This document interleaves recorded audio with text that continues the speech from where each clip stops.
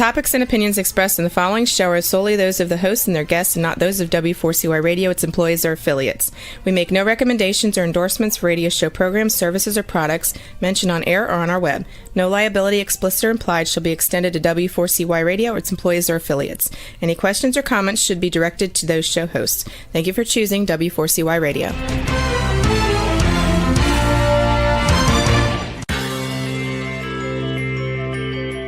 Who is January Jones? She is not a young, beautiful, talented actress on Mad Men. She is not an older, gorgeous, exotic dancer from the Johnny Carson show. She is an author, and she wrote Thou Shalt Not Whine, the 11th Commandment, that reached #1 at Amazon.com. She is a reality TV golf personality with World High Stakes Golf televised on HDNet. She is a humorist and winologist expert. She is your featured host today on January Jones Sharing Success Stories. So sit back, relax, and get ready to laugh and listen to Ms. Jones with her eclectic roster of guests as you learn life's lessons. These stories plus sharing equals success. Welcome, and remember, beware, because you are entering the no whining world of January Jones.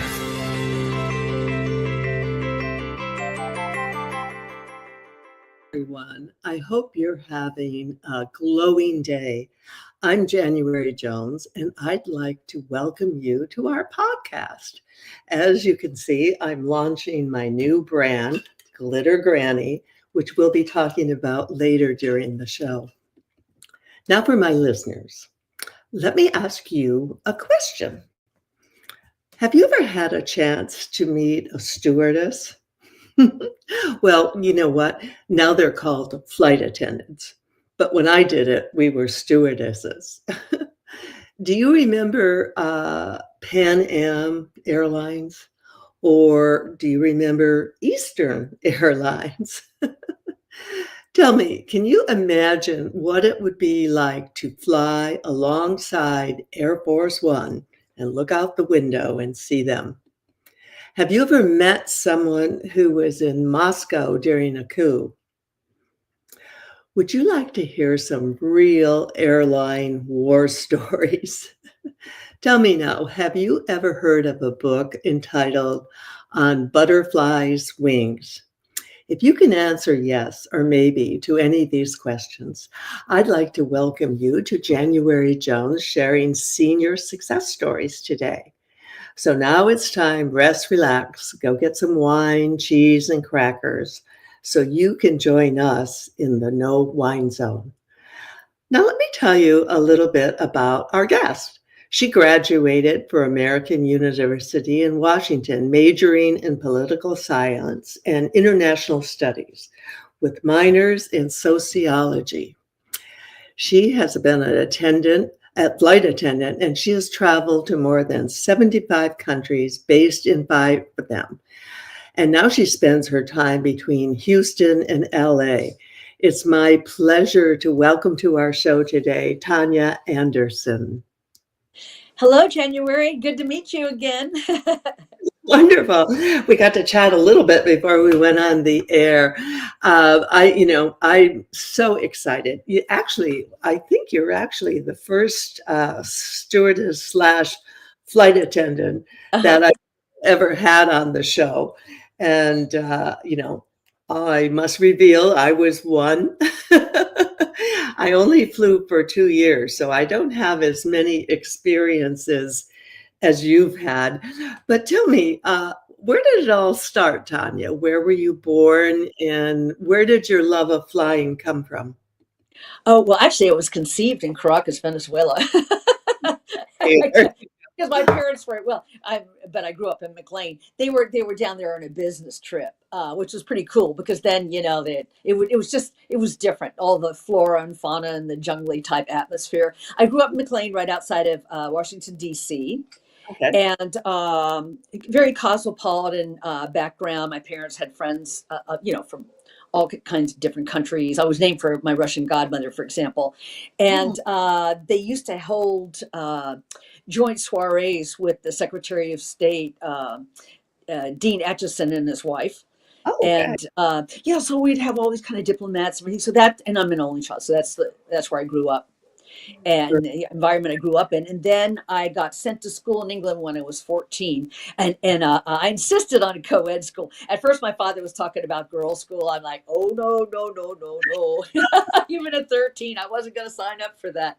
And it worked out fabulously because it was very cosmopolitan again, and a lot of those people I'm friends with to this day. I mean, lifelong friends, and an amazing experience. Yeah. I went to an all-girls school, and we're still 60 some years later connecting on Facebook with each other. Isn't that wonderful? Yeah, those friendships, they just stay with you forever. They're the best. So how long were you in England as a child? Well, I was 14 to 18, and then I came back to the States, and that's when I went to American University. Oh, wow.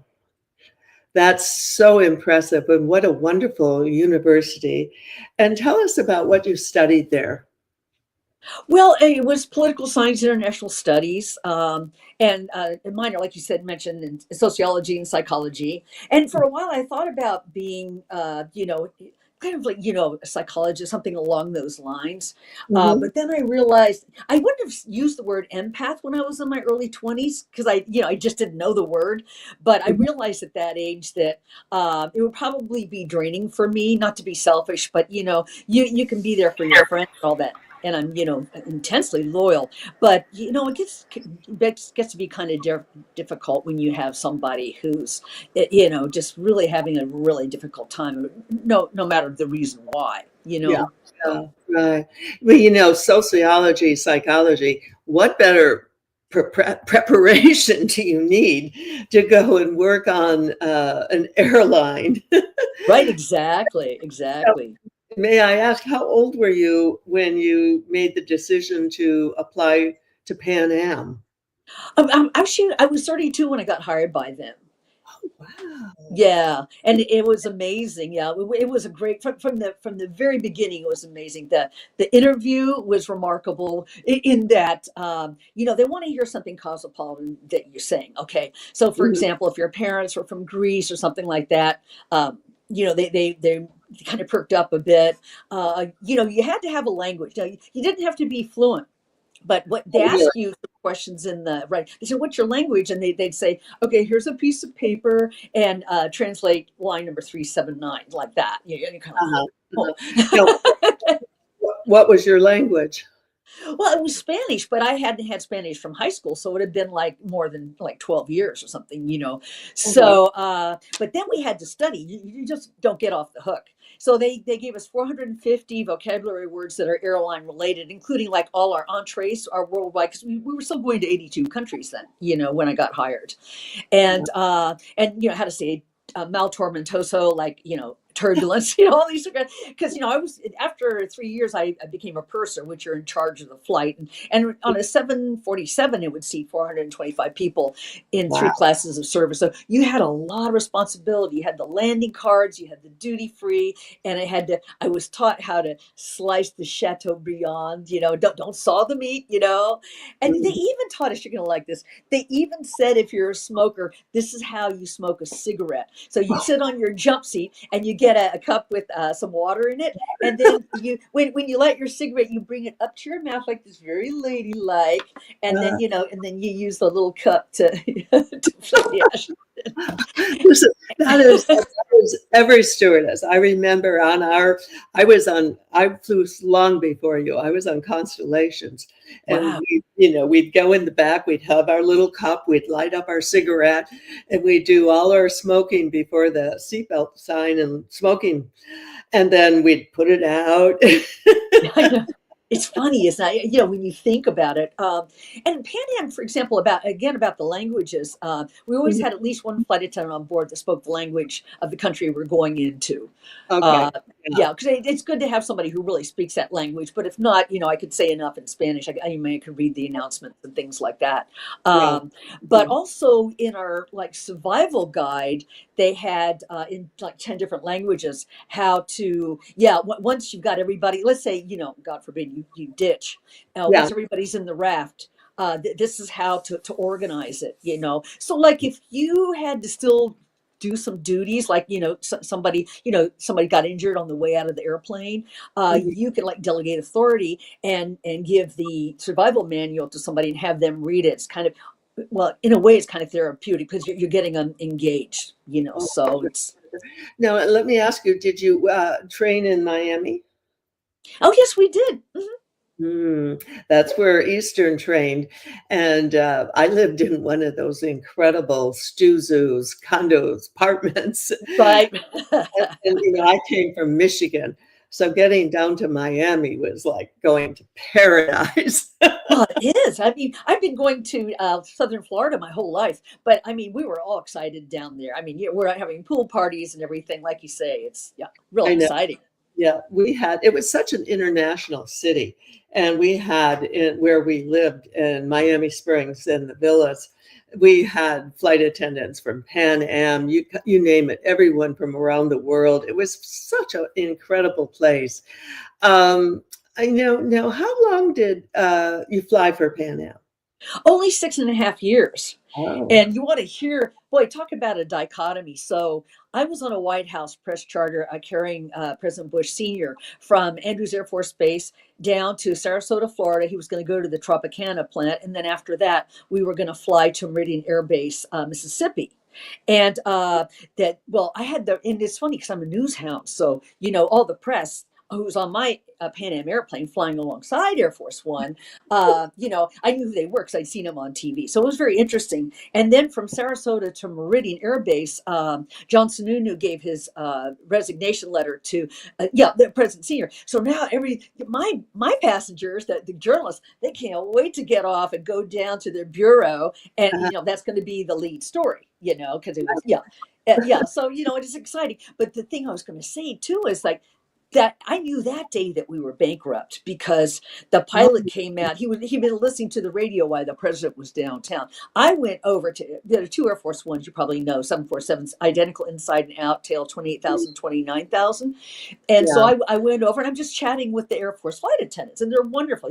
And Colonel Danny Barr was the chief pilot for the president, and they're so welcoming. So you choose that with them. I went back to Pan Am, and the pilot comes out of the cockpit. Now we knew we were in very serious financial, and you know we had been watching Eastern too, because Eastern went bankrupt 11 months before we did, and then the pilot came out just white. And he said, "Well, that's it for us. Delta pulled out of the Pan Am to Yeah. a deal, and Yeah. so we're finished." So I went back to Andrews because I'd parked my Chevette there because I lived only like about 45 minutes away, you know, and it was a cold January, no, sorry, December night, January. It was a really cold night, and it's sleeting and everything. And I was just crying so hard. I'm glad I didn't run off the road because I was just so upset. But we knew it was coming. But it's still when it happens. And then the next day, I'm in the unemployment line in a dangerous part of D.C. and thinking, well, what a dichotomy is this? 24 hours ago, I was talking to the Air Force One flight attendants just chewing the fat, and here we are in the unemployment line. But hey, it's life. It's just you just deal with it the best you can. Oh, I know. My husband, we're an airline family. He flew for United for 32 years. Wow. And then when he retired, about 2 years into retirement, they filed bankruptcy. And it is such a devastating thing to happen Oh. to families, individuals, families, everyone, when an airline goes under like that. How long did it take you to find another job? Actually, I was hired by American about 6 months later, and I Oh, was really happy. But then it's just domestic bebop, and I don't go for that. I'm an exotic girl. The more exotic, the better. I've now been to 79 countries. It was 75, but now it's 79. And I've been based in 5, and I've really had an amazing experience of it. But when I was at American, I had a wonderful supervisor. I loved him, Tim. He was absolutely fabulous. perfect. And so what I did was they had a liberal leave policy. So that's when I took like 3 months off, and I was still in touch with my Pan Am buddies, right? And my dear friend, the late Ganilla Crawford, said, "Hey, we have some things coming So we did the Hajj. That was the first time I ever did the Hajj. And that's when you go around the world, pick up the Muslims and take them into Saudi Arabia for the pilgrimage. Oh my God, I want to hear about that one. Oh, and that leads, as you know, one thing leads to another. And that was an amazing experience. So now all the Pan Am people, okay, so we were mixed. We had, You know what? We're going to have to take a break. Okay. You want to take a break now? I want to share with everyone, it's time to glitter and glow with Glitter Granny. Welcome to Glitter Granny Gifts to Give or to Get. Hosted by January Jones, aka Glitter Granny, and her Golden Doodle Ginger Ale. If you're a granny who wants to glitter and glow, it's time to join us for a sparkling shopping experience that will be unique and so very special. Whenever you need a unique and spectacular gift, then Granny will help you find it. Along with gifts for family, friends, and holidays, there are even glitter gifts for coworkers, in-laws, doctors, and you can even find something for your friend who has everything. If you need a really good gag gift, you'll find it here. Hats, canes, shoes, accessories. When it comes to glitter accessories, Granny and Ginger Ale are on board with everything you can imagine, and then some more. The favorites are at her website, and remember, she is adding to this list almost every day with lots of fun gifts to give or to get. Granny has created a website that is glamorous and glows with glitter products to wear or to use every day. As she says, if it ain't got bling, it doesn't mean a thing. Now let me tell you about her glitter hat collection. She actually has too many to count. Her collections are must-have accessories for any glitter granny who enjoys getting attention everywhere she goes. Remember, if people are going to stare at you, make it worthwhile for them. And canes? Everyone will ask you, where did you get it? Can I get one too? Now, just go to glittergranny.com and check it out. All of our products are available at Amazon.com. Be sure to sign up and join Glitter Granny. And when you do, you'll get a free ebook, Thou Shalt Not Whine, the 11th Commandment, that went to #1 at Amazon. Now, Tania, let's share a little bit about your wonderful book. Wow. Well, it took me a long time to write it because there are so many things that I talk about. And just traveling to all these countries, flying special assignments with them. And the people that you meet are remarkable. So, like I was talking about Nigeria, the Pan Am people were all reunited for that. But we had mixed crews. So we'd have the pilots were all Pan Am, the mechanics were former Pan Am, and we'd have 4 Americans on board and then 10 Nigerians. And so then it was kind of funny because, okay, you can tell who's got money of the passengers and who doesn't. But I didn't know who was who. Who's the Sultan? Who's the Emir? Who's the chief? And well, we were introduced to the chief pretty early on. So we were flying for Chief Cabo. And then some of his aides went to him and said, the tall white woman is very good with our people, meaning me, because I'm almost 6 feet tall. You know what I mean? So he came looking for me, and then we ended up being friends. And and his brother as well, Garba. And so what happened after that, our operation was over after about 3.5 months, and we all went back to the States. But then a good friend of mine, Cicero, was going to marry another chief's daughter, and so Cicero's former Pan Am too. Cicero and I went back to Nigeria, and then that's when the chief, and he was always waving his hands around. He had an oil company, he had small hotels, he had clinics, and he owned the banks too. So he said, "Madame, would you like to come back and work for me and bring a friend?" And I said, "Yeah, I'd love that. And we started talking about money, and he said, "How much salary do you require?" And I said, "Well, $3,000 a month." And he said, "Oh, it's too much." I said, "Chief, that's what you were paying us during the Hajj." He wasn't even aware of it. It was so funny. You just write the check and that, or come with the cash, kind of thing.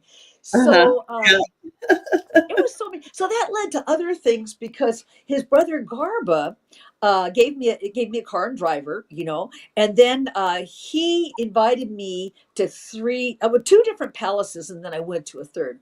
The first palace was up in Sokoto, which is northwestern Nigeria. Okay, now this is what's so different about Nigerian weddings and American weddings, or maybe Western weddings. So they're all Muslim up north, pretty much. And it was the Sultan's palace, and it's all marble. It's really amazing. He's been given a lot of gifts over the years, so he has portraits just stacked on the hallways. It's kind of funny. He hasn't even bothered putting them up, everything like that. So my friend Bello, who was an assistant to the governor of that state, so they have a little bit of a British system too. He picked me up at the airport. I came up from Lagos, and we're in a Honda car. But all the locals, they've heard that this is like going to be the wedding of the decade. So all the locals are pressing, and I can't even get out of the car because who's the white woman? So it turns out that I'm the only white woman, the only woman, the only white person, the only Christian. And what was the fourth thing? The only foreigner in the entire, but I didn't know that, in the entire palace when I went in. So we go in, Wow. and he introduces me. Now I see them kind of kneeling down. So the Sultan is he's like dwarfed by this big throne. And it's like dark red velvet, but then it's got like gold trim on it. Okay. So, so I see them taking off their shoes and doing different things. So I'm wearing long silk. I'm for the occasion, I'm in a palace after all, Right. so I could be in any place in America. So I started to take off my shoes and bow because I wasn't quite sure what the protocol was. And so the guy introduces me and he goes, "Your Majesty, Madame Tania has come all the way from the United States of America on the occasion of your daughter's wedding." But the thing was, and he kind of went like, like big deal. But it wasn't true. I was there working for Chief Combo, but it's a funny thing. Then it turns out his daughter. So I wanted to know where the bride was. I really wanted to meet her. I can greet them in their language, Sanuka Dazua, and I'm very polite and gracious. And I just wanted to meet his daughter because I'm fascinated by culture, And they said, "Oh no, madame, you will not see her today." I'm like, "Why?" He said, "Well, in Nigeria, you separate the brides and the bride's party from the men. So that's why I was in the palace with just the men. She's in a completely different location, drinking Sprites and Fantas with her girlfriends." I'm like, that's a different world for me. But you accept it. And the second thing, out of curiosity, I've witnessed a wedding in India where the bride wore gorgeous red outfit, and everyone had jewels, and the women were incredible. How long did it take before you got to see the bride? I never did. They took me, and this is the second thing that was totally different about the way we do it. Very interesting and very cool. Actually, a very cool custom. They took me to another part of the palace, and they had this whole buffet out. Okay, and the impoverished from that area would come and stand in line. It's all men, it's not women. Stand in line, and they would get a plate, not only for themselves but to take back home.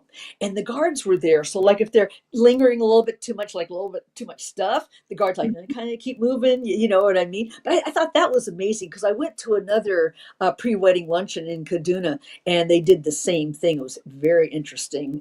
This was a house, not a palace, but. Yeah, it was really remarkable. Okay, now, how did you suddenly escape from Nigeria? Is this a part of the same story, or is this a different story? No, it's a different chapter because time went on. I was there for 6 months working for the chief, and that's when he sent the housekeepers down to the market to get me a pet chimpanzee because the TV hadn't been hooked up yet. So I needed some entertainment. So that's a chapter about, and I called her Princess Kai because Kai in language, Hausa Fulani language, means surprise. And you never knew. I mean, she slept on the veranda every night, January. You never knew what kind of mood she was going to be in the morning. So she'd press her face on the glass when the servers would bring me like little coffee and stuff in my room.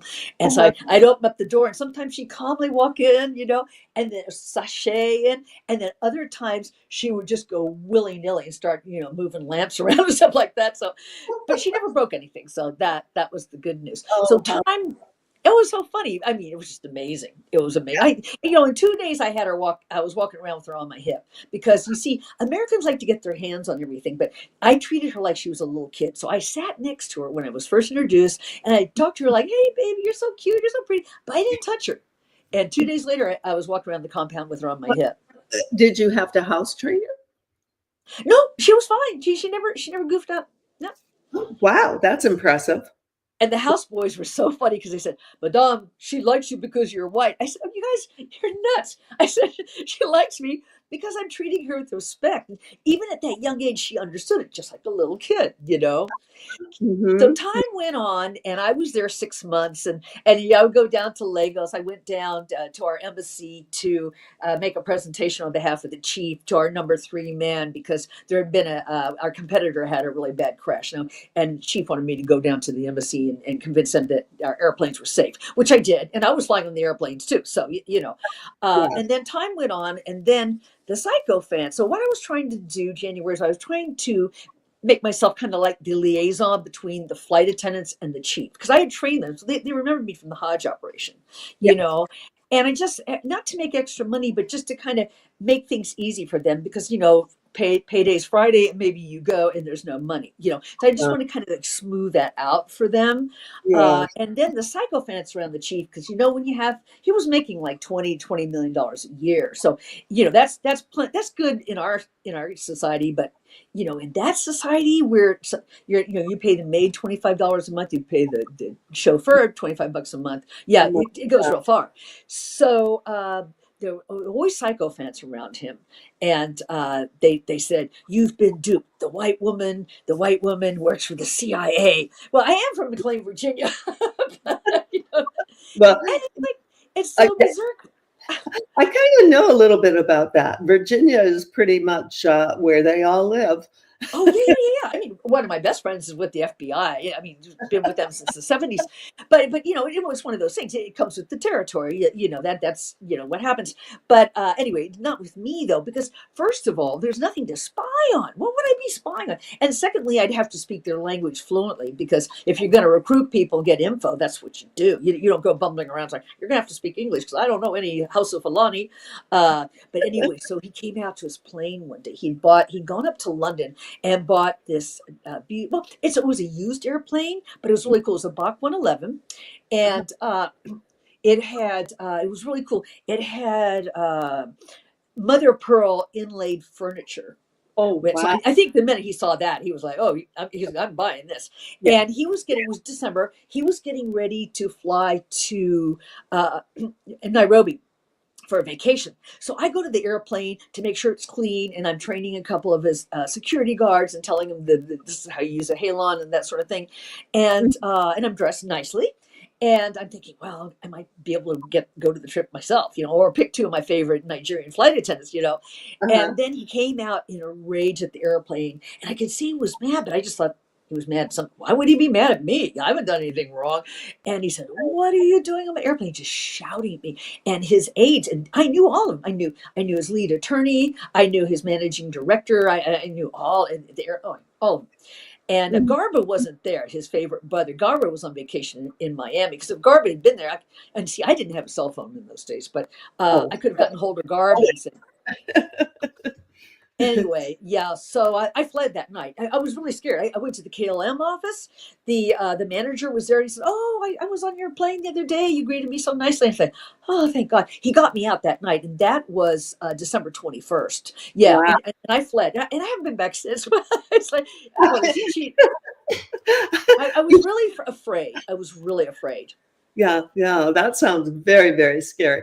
We're going to take a break. And like Tania, I've also written a book. And in my book, there's a chapter 4, and it's entitled Eastern Airlines. Producing, living, and dying without whining. A memoir. 80 years of magical moments, written by January Jones. patriotic moments, revealing moments, thrilling and comforting moments, sassy moments, the age of Aquarius, exciting moments, reality moments, career moments, touching moments, with many, many more magical moments. Available at Amazon.com and Audible.com.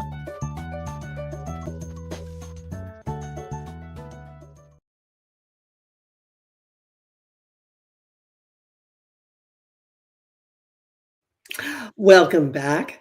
And I'm so enjoying visiting with Tania Anderson. You know, Tania, I was a stewardess. That's what we were called back then for only 2 years.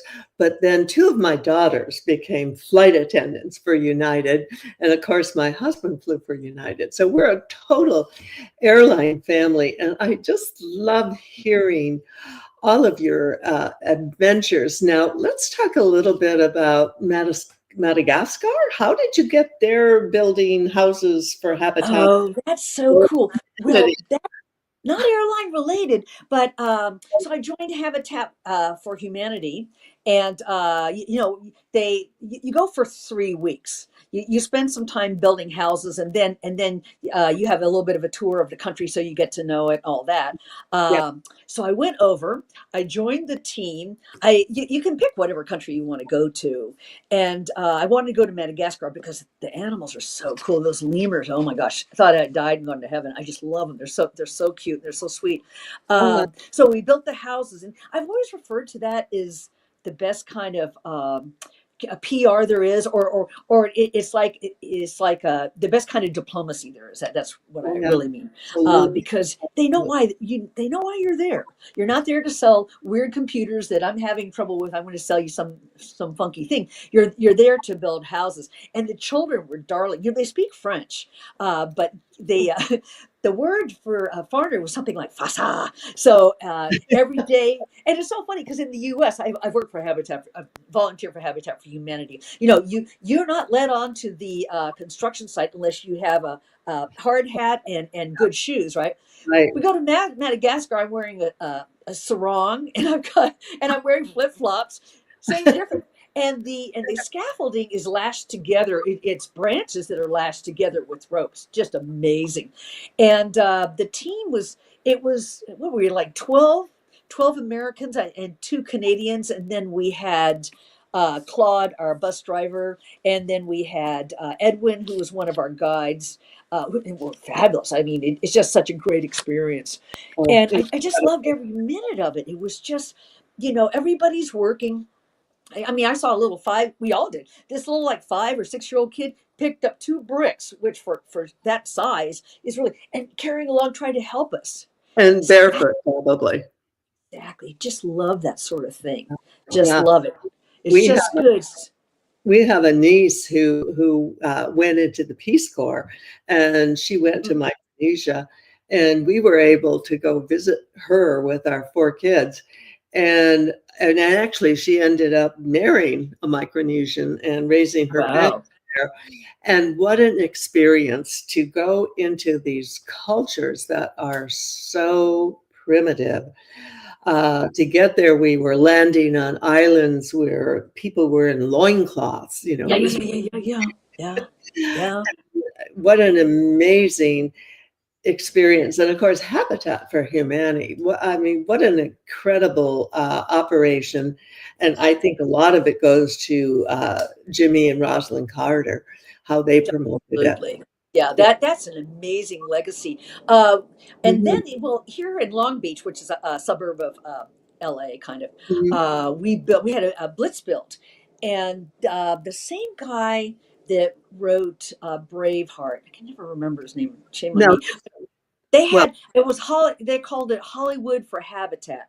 So Randall Wallace, very very well connected, okay, in Hollywood. But this is 2000. He went out and got all these people. Dustin Hoffman came. And Agassi's brother was there. All these people. Every time we turned around, here's somebody else. And see, we have white hard hats, which means, okay, brand new, you got to teach me everything. I'm a newbie. And then the yellow ones would be supervisors. So they also had a whole bunch of people that own their own construction companies that would come along and say, okay, you got to do this, you got to move that, or whatever it is. And then, they got a strip of land from the LA, and they built 26 houses on that whole. It was fabulous. So they just assigned me. So I was assigned on the house where the women are building, is all women build.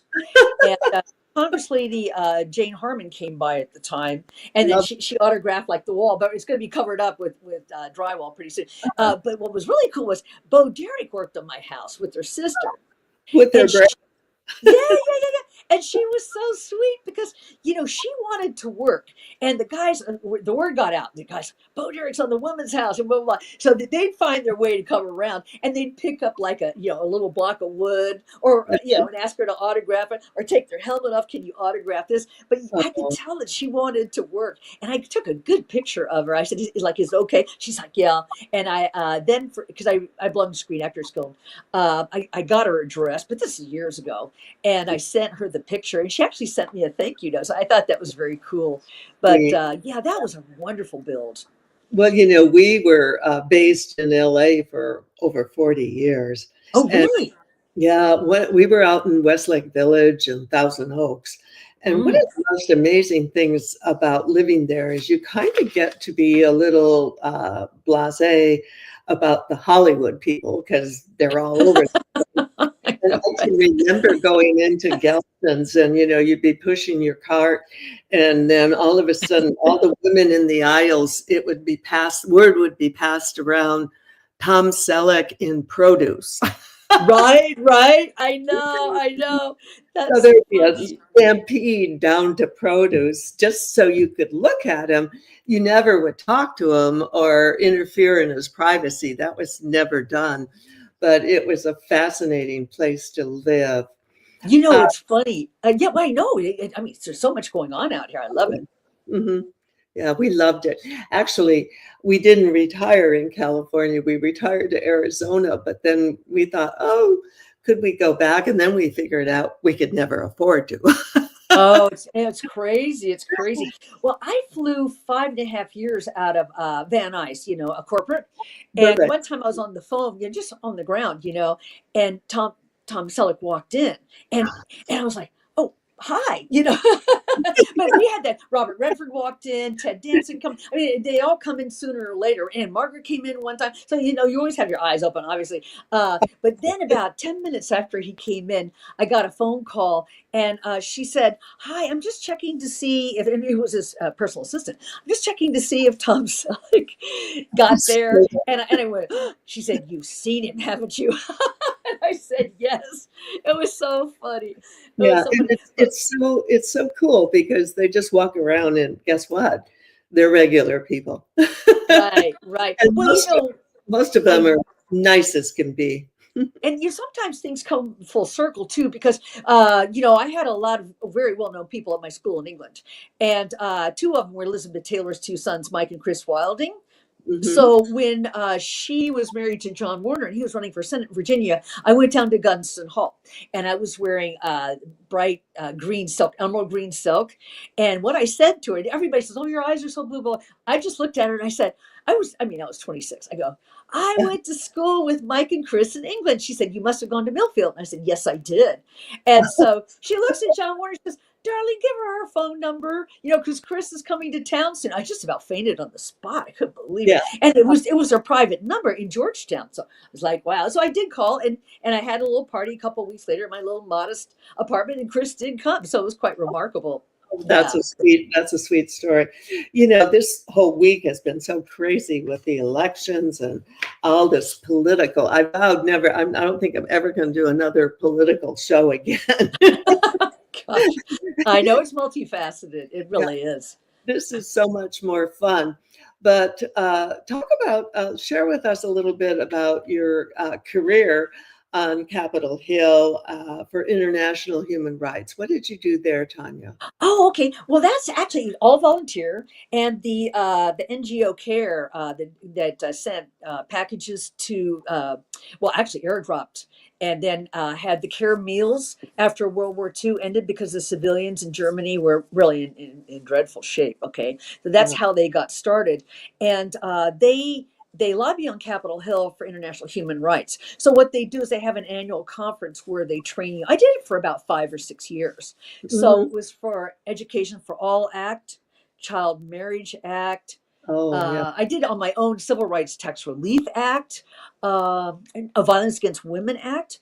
And so what you do is you get together. They divide us into what your state is, and then you say, "Oh, where do you live in Arizona?" Where like that sort of thing. And I did it a couple times for Arizona because I had a condo in Tucson, Oh, and mhm. yeah. So the California group is usually pretty big, about 50 people, and the Arizona group might be 8 or something. So I kind of fatten them up a little bit, Yeah. and it's a very good experience. So they teach you how to approach the legislator or the legislative aide, and then but you look at the resume. So you say something like, Miss Jones, I had a look at your resume, and I was pleased to see that you supported blah blah blah act.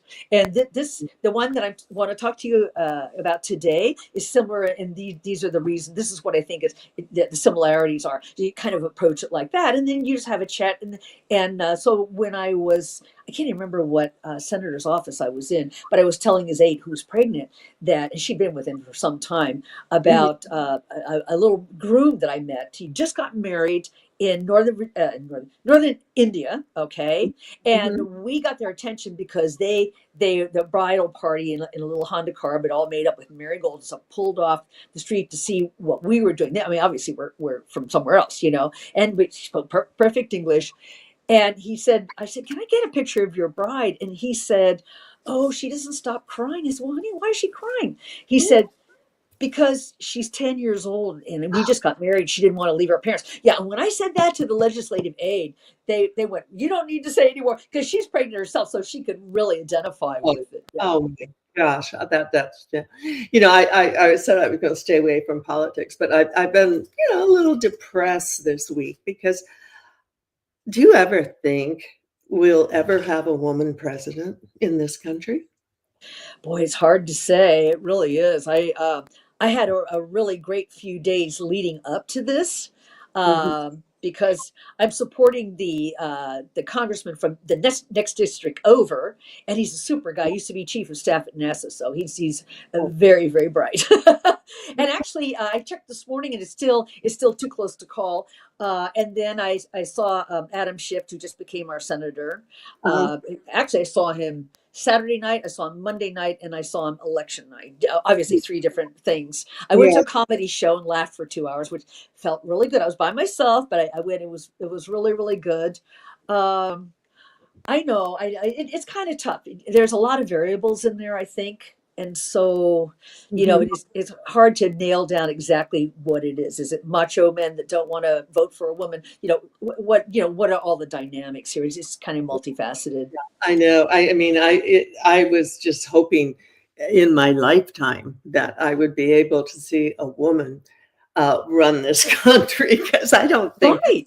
men have done that great of a job. I mean, some of them have been incredible.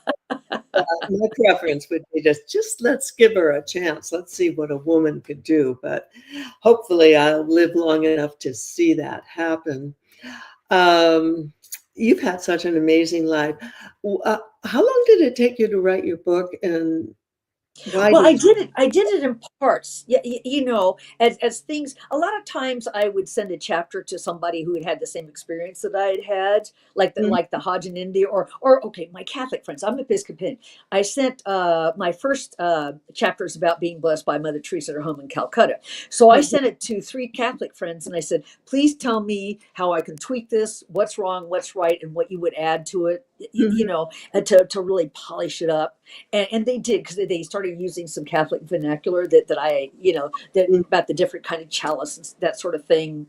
And so that was very cool. And I actually stayed in touch with Mother Teresa's, one of her nuns that I met, one of her sisters, and that sister only passed away like last year, Sister Anne Therese, but she was amazing because she was glowing. I write about it in my book. When I met the sister at Mother Teresa's home in Calcutta, we had Mhm. a little bit of a conversation, and right away she hears my accent. She said, "What part of the states are you from?" And I said, "Washington D.C." And she said, "I was in Washington D.C. with the Missions of Charity." But I write about her and describe her because she was glowing, and she had a glow at the time. I mean, that was like 96. Okay, I Mhm. couldn't tell if she was 40 or 60 because she just glowed. She just glowed. People that carry that good energy, any kind, in anywhere in the world, I look for it. They have light in their eyes. I've seen this at the temples in Nepal. They have light in their eyes and they have a glow. I can't see auras, but boy, I can feel them. So Yeah, these are people that one time I was on a flight with Dalai Lama, and these are people who are old souls who are holy. These are the blessed ones, and they're here not to learn, but they're here to teach. And just you, when you're in the presence of one of them, there's no question, yes, and they're just it's a what a blessing to have been able to be even near them. Okay, now this is like my last question. um, if you could choose one person in the world, living or dead, besides me, that you would like to have dinner with, who would it be? oh boy, January, that's a really tough question It's a because good. everybody, I like to say everybody brings something to the table, Mhm. and altogether we're 100%. I say those two things. Um, so many, just so many, but it will probably be some kind of world icon like MLK or a Gandhi, Mahatma Gandhi, Yeah. um, Uh-huh. somebody who's really walked the walk. Somebody who's been very spiritual and really, like my mother said what to me when I was 16, darling, I have to have a talk with you. I'm thinking, what have I done now? And then she said, I want you to start thinking about what you're going to do in your life because I want you to leave or I want to encourage you to leave the world a better place than what you found it. So Uh, that's what yeah. leads me to somebody who's very spiritual and really devoted their life to bringing people together, really Mhm. looking for the common denominator that binds all of us. Well, pretty much that's what we're trying to do here today. Yes, absolutely. And we're getting ready to start booking shows into, I can't believe it, the next year is coming so soon. And I want to definitely invite you back. And before you come back, I intend to read your entire book from front to back. Wow. Well, did I send you the PDF? I can't remember. No, I didn't get it yet, but then I want you to read my book. Okay. Then we will have a conversation about senior successful women who write books. Oh, that's a good one. Yeah, well, there's a lot of it. Because I notice a lot of boomers who, particularly of the help vibration, people that have been mentors or psychologists or psychiatrists or Mhm. nurses, all kinds of healers. Oh, I've yeah. met. Yeah, Yeah. In my book, I have a lot of magic moments. And I think you not only will have magic moments, you have incredible memorable moments. And what a wonderful thing that you put it down.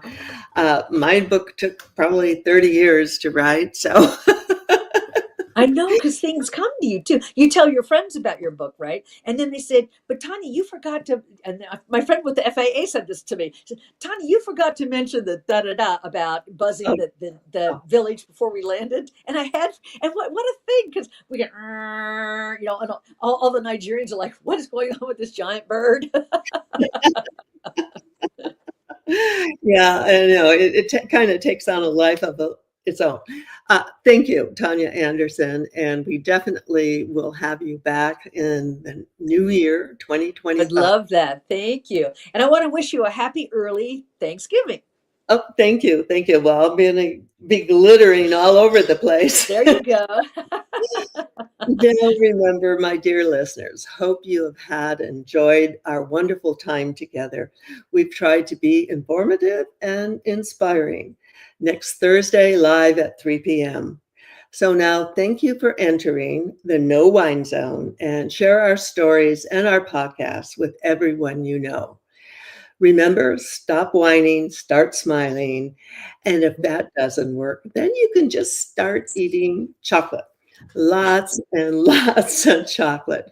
Be sure to glitter and glow until we meet again. Bye-bye. We want to thank you for listening to January Jones Sharing Success Stories. Always remember Ms. Jones' personal mantra, if you can think it, you can do it.